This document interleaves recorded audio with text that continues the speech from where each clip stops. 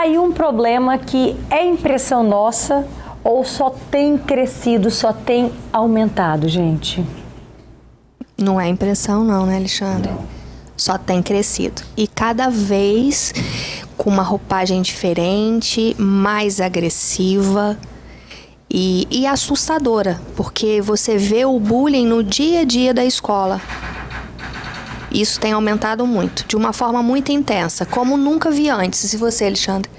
Inclusive, essa questão do bullying, da quantidade desse percentual de bullying nas escolas, aumentou muito em relação às meninas, por exemplo, de 24% foi para 48%. Um número muito alto. Até então era uma cultura muito maior entre meninos, né? Então, só que isso tem, de alguma forma, crescido muito mais expressivamente entre as meninas, tem acontecido muito mais frequentemente nas escolas, ao ponto de, por que talvez essa cartinha viralizou tanto, Roberta? Porque 4 a cada 10 pessoas sofrem bullying. Veja bem, 4 a cada 10 sofrem o bullying ou já sofreram bullying, e uma das 5 entrevistadas, sempre pelo menos uma dentre as 5 entrevistadas já pensou em tirar a própria vida e pensa que a vida não vale a pena prosseguir. E nós estamos falando, pessoal, de pessoas entre 13 e 17 anos. Então, realmente, isso tem aumentado. A violência, o bullying, ele tem que ser considerado não como mimimi, bobagem, frescura. Em minha época era trabalhado de outra forma. Na verdade, é porque isso não era categorizado dessa maneira, não era compreendido dessa forma. O acolhimento psicológico, social, institucional, pedagógico não se dava com esse mesmo olhar. E com esses avanços que nós temos tido, a gente consegue perceber que não é sem consequência essas violências, né? Tanto que um adulto hoje que talvez não saiba muito bem se tinha vivido um bullying ou não, tem hoje insônia, ansiedade, dificuldade em relacionamento interpessoal, um isolamento afetivo, etc, etc, né? Então, de fato, é um problema que temos que dar atenção, porque é um número que está crescendo mesmo. Então, nós ficamos num contexto extremamente delicado, porque a gente chama a família, a escola chama a família, faz a intervenção com a família e a família não se importa. Por que, Alexandre? Por que a gente chegou a esse ponto? Porque se me chamarem na escola para resolver uma questão como essa, com a Maitê, minha filha... Mas por que tem famílias que esse assunto chega e negligenciam? Veja bem, é cultural por um lado, porque é como se eu terceirizasse a educação do meu filho. Quem cuida agora do transporte do meu filho é a tia da Kombi. Quem cuida da educação do meu filho é a professora e a diretora. Quem cuida da merendeira é a cantina da escola. É a cantina da escola. Quem cuida da saúde é o médico, quem cuida... E assim vai. Uma pergunta que muitas vezes os pais fazem para os professores que tinha que mudar é justamente assim. Os pais perguntam, como que eu posso ajudar na educação do meu filho? Tinha que ser o contrário, né? Tinha que ser o professor a perguntar como eu posso ajudar nesse... Até porque eu sempre gosto de fazer essa distinção, que escola não educa, ela escolariza. Isso aí. É um processo de escolarização, né, que tem todas umas etapas, um processo, tudo formal, etc. E a educação é aquilo que promove uma transformação, onde entram os valores, onde você começa ali a se desenvolver culturalmente, você aprende a respeitar o outro, a criança, né, na brincadeira uma com a outra, sabe o limite da força dela. Então, essa terceirização, ou seja, colocar o terceiro para cuidar daquilo que é minha responsabilidade, infelizmente hoje é uma cultura, né, Roberto? Essa cultura da correria, do cansaço, essa cultura em que as pessoas acreditam que nunca tem tempo, enfim. Então, essa é uma questão que nós precisamos chamar atenção, porque é muito importante nesse processo a família participar junto da escola.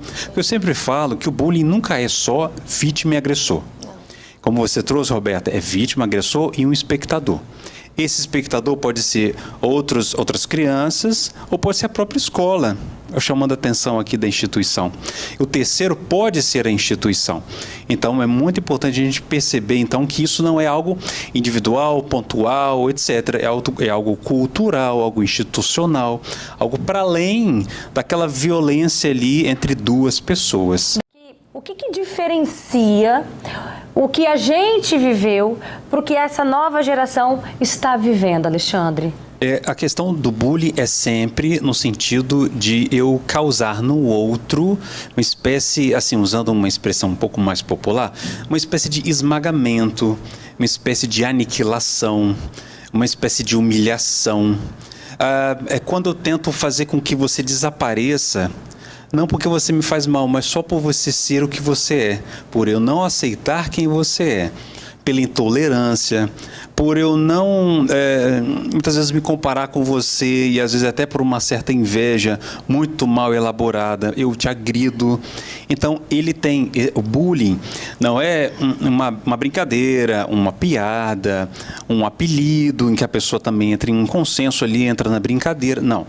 O bullying, o alvo dele, o objetivo dele é causar no outro uma espécie de aniquilação. Um corte, uma mutilação. Não estou falando, é claro, mas quem literalmente. pratica tem esse objetivo? Sim, não é uma mutilação física, mas é na alma, emocional, né? Emocional, psíquica, tá? E que você sente, às vezes na pele, porque pode se transformar até sintoma de dor, né? Uma enxaqueca, etc. Mas você sente na alma, no psíquico. Como assim? A autoestima cai. Medo, fobia, o isolamento social, não o da pandemia, tá, pessoal? Mas esse isolamento de ficar no quarto. Ué, você viu o Lucas falando? Isso, de você não se lançar. Transtornos. Ele comia mais ainda. Isso, transtorno alimentar. Eu ia falar exatamente isso agora. Porque gera o quê? Na alma, a ansiedade. Então é isso, fere diretamente em quem você é. E muitas vezes, Roberto, sabe o que acontece? A vítima, por ser vítima, acaba até acreditando no que o agressor fala, sabe? E vai entrando nesse circuito de autodestruição. Isso é muito lesivo.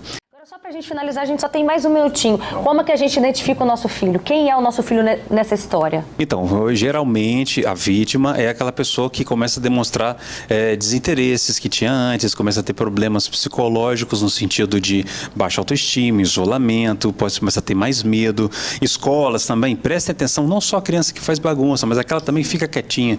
É muito importante dar atenção para ela. Geralmente, agora, o agressor é mais comum, ele também fazer o quê? Um confronto com autoridades, é aquela pessoa que às vezes pode até fazer também pequenos furtos, ou pessoa que tem uma dificuldade na relação com o outro, demonstra agressividade. Então, a escola percebe, a família percebe, isso também é fundamental, né? E é muito importante, então, a gente ter essa relação aberta com a escola, porque já que a escola percebe, né, ter esse diálogo também e não negligenciar. É imprescindível e não negligenciar.